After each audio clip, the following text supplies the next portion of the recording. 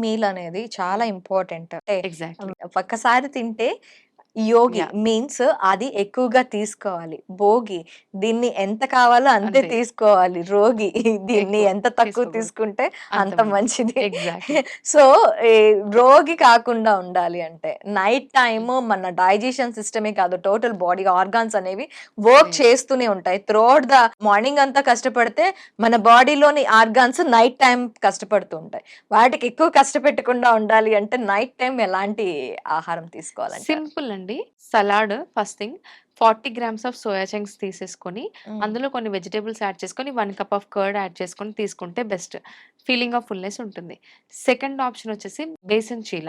బేసన్ ఒక 70 గ్రామ్స్ శనగపిండి తీసుకొని, ఉల్లిగడ్డ, టొమాటో ఏవైనా వెజిటబుల్స్, కొత్తిమీర, మెంతం కూర ఇవన్నీ యాడ్ చేసి దోసలాగా తీసుకొని, దాంతో పాటు కర్డ్‌తో తీసుకుంటే లైట్ ఫుడ్ ఉంటుంది. చపాతీలు తినాలని చెప్పేసి చాలామంది 2, 3 చపాతీస్ తినేస్తూ ఉంటారు. హ్మ్. 1 chapati with lot of vegetable curry గూడా లైట్ ఫుడ్డే. కర్డ్ ఇంక్లూడ్ చేయడం అనేది చాలా చాలా మంచిది. ఎందుకంటే ప్రోబయోటిక్స్ ఉంటాయి కాబట్టి.